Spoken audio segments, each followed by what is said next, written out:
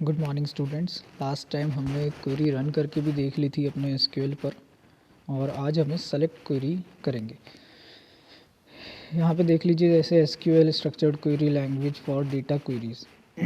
So far we have learned how to create database. हमने database create करना सीख लिया, as well as to store and manipulate data. Data को थोड़ा सा मैनिपुलेट करना, कैसे स्टोर करना है डेटा को और कैसे रिट्रीव करना है, ये हमने सीख लिया। We are interested to store data in a database as it is easier to retrieve data in future from database in whatever way we want.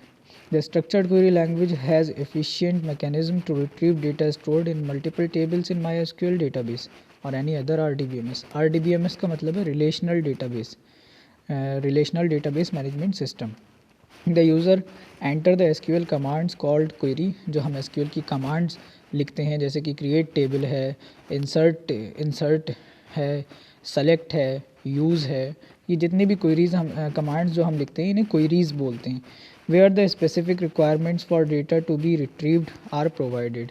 The SQL statement select, जो एसक्यूएल की select query है, statement है select, is use to retrieve data from the table in a database. ये table से data को retrieve करने के लिए यूज़ होता है। डेटाबेस की किसी भी टेबल से हम क्या लिखते हैं, सेलेक्ट स्टार फ्रॉम, टेबल का नेम लिखते हैं। स्टार का मतलब होता है ऑल। लास्ट वीडियो में हम देख चुके हैं सारी चीज़ें। And is also called query statement. Now select statement. What is select statement? The SQL structured query language statement select is used to retrieve data.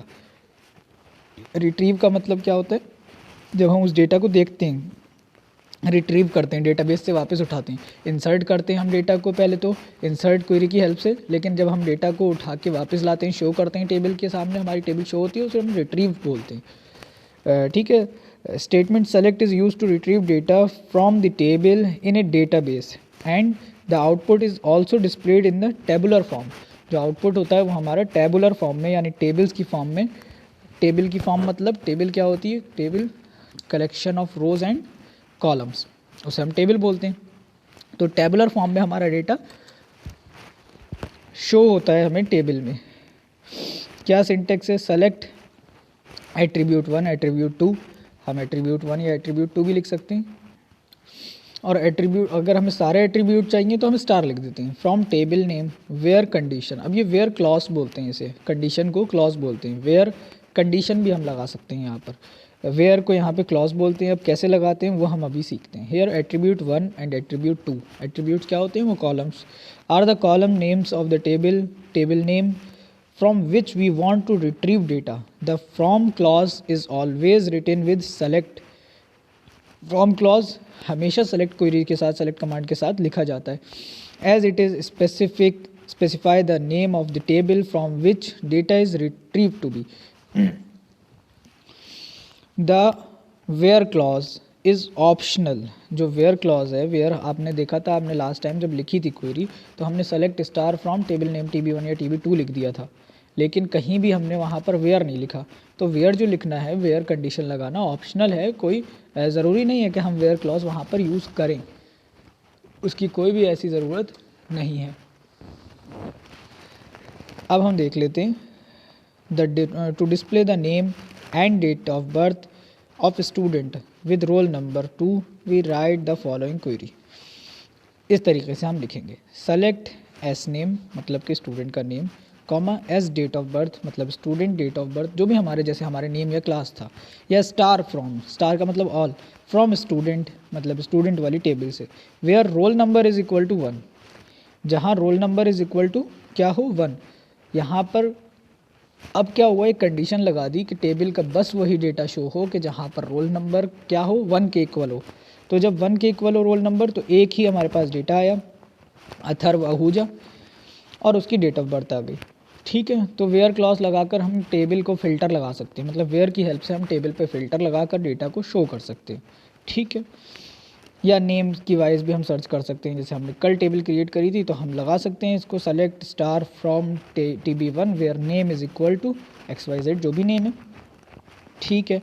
अब उसके बाद querying using database office, different organisation maintain database to store data in the form of tables.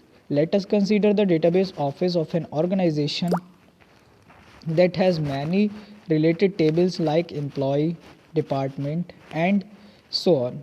Every employee in the database is assigned to a department, and his or her department number is stored as foreign key in the table employee. Foreign key क्या होती है? जो अपनी table में तो unique हो, but दूसरी table में जाकर वो प्राइमरी की बन जाए। ठीक है, यूनिक भी आपको मालूम है क्या होती है, और प्राइमरी की भी आपको मालूम है क्या होती है। Primary key must be unique, जिसकी हेल्प से हम डेटा को फेच करते हैं। Let us consider some data for the table employee, table का नाम है employee, as shown in a table 8.1, मतलब कि जो फिगर बना हुआ है, and apply the select statement to retrieve data. अब ये देख लीजिए, एक टेबल है जिसमें कुछ 5 एट्रीब्यूट्स हैं, हमारे 5 कॉलम्स हैं और 5 रोज़ हैं हमारे पास।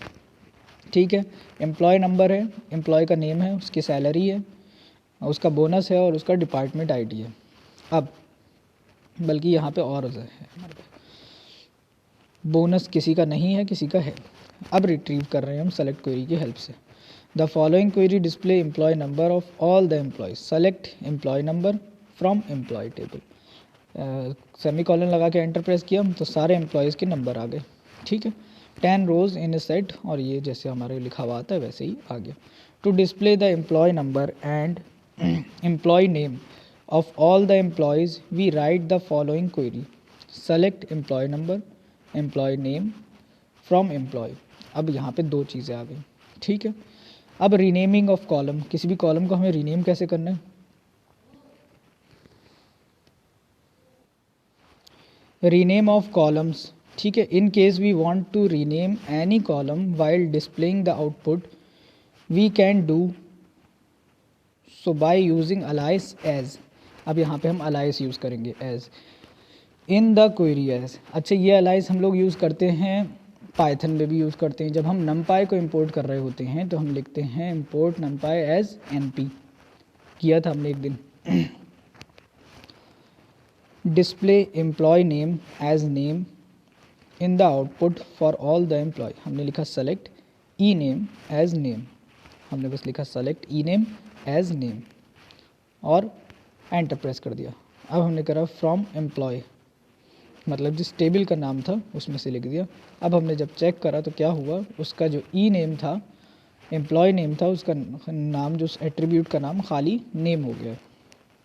एग्जाम्पल देख लेते हैं दूसरा, display name of all employ along with their annual salary multiply by 12, मतलब हमें एनुअल सैलरी देखनी है। यहाँ पर जो लिखी थी टेबल में वो मंथ की सैलरी लिखी थी, बट हमें पूरे ईयर की सैलरी देखनी है। While displaying query result rename E name as name.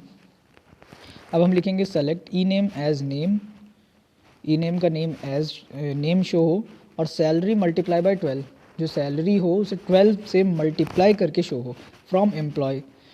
अब हमने जब सेमी कॉलम प्रेस किया तो जिसकी जितनी भी सैलरी थी वो 12 से मल्टीप्लाई हुई और जब शो कर दी तो हमें सबकी एनुअल सैलरी शो हो गई। मतलब कि टेबल के जो डेटा है उस पर हम ऑपरेशंस भी परफॉर्म कर सकते हैं ईजिली।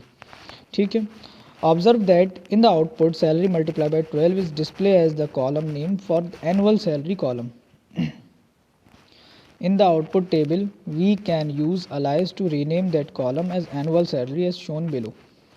See this कि यहाँ पर जो सैलरी का कॉलम लिखा हुआ है उस कॉलम का नेम क्या हो गया, एट्रीब्यूट का नेम सैलरी मल्टीप्लाई बाय 12 हो गया है। अब हम क्या करते हैं, सेलेक्ट ई नेम एज नेम, और सेलेक्ट की क्वेरी के सेलेक्ट कमांड के अंदर ही कॉमा लगाकर हम करते हैं salary multiply by 12 as annual salary. हमने उसका एट्रीब्यूट भी यहाँ पर चेंज करा, मतलब कि कैसे शो हो फ्रॉम एम्प्लॉय। तो आप देख लीजिए क्या डिफरेंस आ गया है यहाँ पर। यहाँ पर सैलरी शो हो रही है सैलरी मल्टीप्लाई बाय 12, और ये वाली लाइन लिखने से एज एनुअल सैलरी लिखने से यहाँ पे एनुअल सैलरी शो होने लगा। इन दोनों में डिफरेंस आ गया।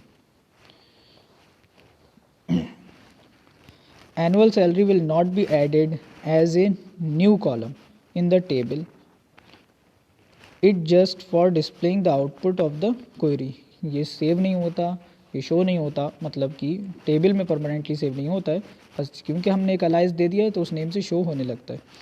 If an alias column name has space as in the case of annual salary, it should be enclosed in quotes as annual salary. अगर उसके बीच में उस सैलरी के जो हमने नया अलाइज दिया उसके बीच में स्पेस है तो हमें उसका नाम, देखिए जैसे यहाँ पर डिफरेंस देख लीजिए, select employee name as name, जब नेम दिया था हमने डायरेक्ट दे दिया था नेम, उसे हमने कोड्स के अंदर नहीं लिखा था। लेकिन जब हमने एनुअल सैलरी लिखा है तो हमने कोड्स के अंदर लिखा है, क्यों? क्योंकि इसमें बीच में स्पेस भी वो कंसीडर कर रहा है। तो जब भी स्पेस आ रहा हो तो हम क्या करते हैं, उसको डबल कोट्स के अंदर लिखते हैं, यहाँ पर नया अलाइज देते हैं। डिस्टिंक्ट क्लॉज ये हम नेक्स्ट वीडियो में पढ़ेंगे, ठीक है। इससे रिलेटेड कोई भी क्वेश्चन हो, ये पहले आप प्रैक्टिस करके अपने यही वाला ऐप जो है एडवांस एसक्यूएल में, कहाँ गया ये रहा, एडवांस एसक्यूएल में ये सारी क्वेरीज, सेलेक्ट वाली क्वेरीज वेयर क्लॉज लगा लगा के टेस्ट कर लीजिएगा, और अगर कोई प्रॉब्लम हो तो आप मैसेज कर दीजिएगा। Okay, thank you so much.